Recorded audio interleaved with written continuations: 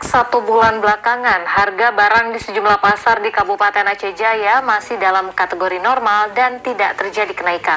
Namun untuk harga minyak goreng kemasan di Pasar Calang Kabupaten Aceh Jaya yang mengalami kenaikan akibat daya pembeli menurun dan banyak beralih ke minyak goreng curah yang harganya lebih murah.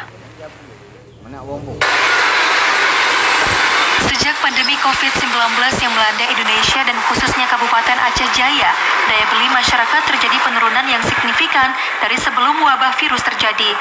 Padahal untuk harga barang yang diperjualbelikan tidak mengalami kenaikan dan masih dalam kondisi normal.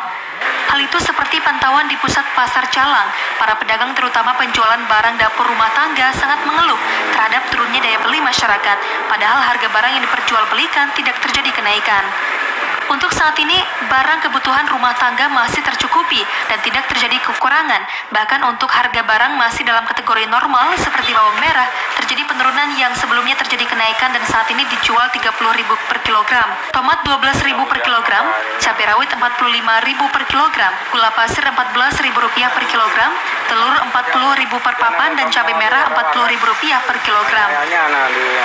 Salah satu pedagang Daraman mengungkapkan, saat ini untuk harga barang yang terjadi kenaikan yakni minyak goreng kemasan, namun untuk minyak goreng curah masih normal.